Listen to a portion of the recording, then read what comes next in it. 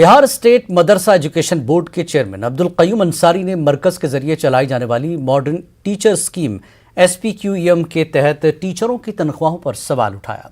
दिल्ली में press conference करते हुए अब्दुल कयूम अंसारी ने कहा कि स्कीम के तहत टीचरों को सिर्फ 6,000 रुपये तनख्वाह मिलती है, जिसको बढ़ाकर 25,000 रुपये किया जाना चाहिए।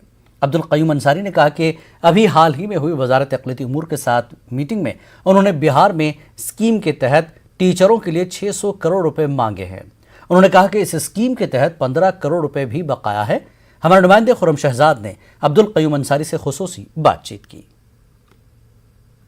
बिहार स्टेट मदरसा एजुकेशन बोर्ड के चेयरमैन अब्दुल कयूम अंसारी साहब हमारे साथ हैं। अंसारी साहब, आपकी जो मीटिंग हुई है उसमें क्या तय पाया है, किस तरीके से मदरसों में अब आगे की पढ़ाई होगी और मरकज से मदरसों को बिहार में क्या सहूलियात मिलेंगी? ये एक बहुत ही अच्छी बात है कि पहली बार minority affairs government of India ने इंडिया हैबिटेट सेंटर दिल्ली के अंदर एक मीटिंग तलब किया बिहार स्टेट मदरसा एजुकेशन बोर्ड और इसके अलावा हिंदुस्तान के जो दीगर बोर्ड्स हैं और दीगर स्टेट के माइनॉरिटी अफसर को बुलाया गया।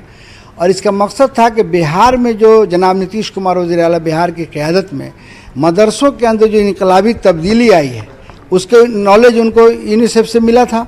उसको हमारी मीटिंग 24 तारीख को हुई, उसके बाद इन्होंने मीटिंग बुलाई और इसमें ये रिव्यू किया गया कि ये बच्चे जो मदरसों में पढ़ रहे हैं हम कैसे उनको जदीद तालीम से रूशनास करें मजहबी तालीम के साथ। और बिहार वो रोल मॉडल है जिसमें नीतीश कुमार की क़यादत में बिहार के अंदर मदरसों के असातिज़ा को 7वीं शरह तनख्वाह दी गई है।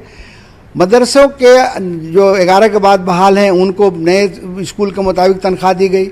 15% तनख्वाह में इजाफा किया गया। और जो तलबा और तालबात मदरसों में पढ़ रहे हैं, mid day meal, cycle, stipend, तमाम स्कूल में जो मैट्रिक में फर्स्ट करते हैं उनको 10,000, जो इंटर में है 15,000। मदरसों में जनाब नीतीश कुमार ने भी वो हौसला अफजाई। बिहार में तो काम हुआ है, अब मरकज की तरफ से SPQEM की स्कीम चलती है, उसमें 6,000 8,000 तनख्वाह दी जाती है। तो क्या सुविधाएं, क्या सहूलियात आपके बिहार में अब मरकज से मिलने वाली हैं, क्या तय हुआ है? जी, तय हुआ है कि पहले जो मरकज के जरिए असातिज़ा बहाल थे, साइंस टीचर तकरीबन 400 बहाल हैं, उनकी तनख्वाहें 6,000 थी। तो मैंने मीटिंग में कल प्रपोजल दिया कि इस तनख्वाह को आप 6,000 से बढ़ाकर 25,000 कीजिए ताकि स्टेट में ग्रेजुएट की 25,000 से कम कहीं तनख्वाह नहीं। उसके तहत जो है अगर सरकार चाह रही है कि हर मदरसे में साइंस टीचर, सोशल साइंस और लैंग्वेज का हो, उसका बजट मैंने कल दिया कि 6 अरब 30 करोड़ रुपए लगेंगे अगर तमाम मदरसों में आप भारत सरकार के ज़रिए 3 टीचर देते हैं। और जो पहले असातिज़ा काम कर रहे हैं 400, उनकी तनख्वाह 6,000 से बढ़ा के 25,000। इस पर उन्होंने कहा कि पहले ये एजुकेशन डिपार्टमेंट के जरिए हो रहा था, अभी हाल ही में एजुकेशन डिपार्टमेंट ने माइनॉरिटी वेलफेयर का दिया है। उन्होंने ये बुलाकर स्टडी किया कहाँ कहाँ ज़रूरत है। उन्होंने कहा बहुत जल्द इस सिलसिले में हिदायत जारी किए जाएंगे, उनकी तनख्वाहें बढ़ाई जाएंगी।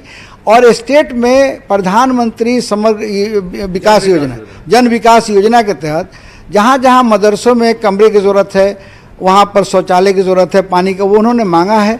ITI बनाने की ज़रूरत है, वो मांगा है। स्कीम गवर्नमेंट से भेजिए, सरकार तैयार है कि वहाँ मदरसों के अंदर मकान बनाए जाएंगे और जो सहूलियात है देने के लिए सरकार। अब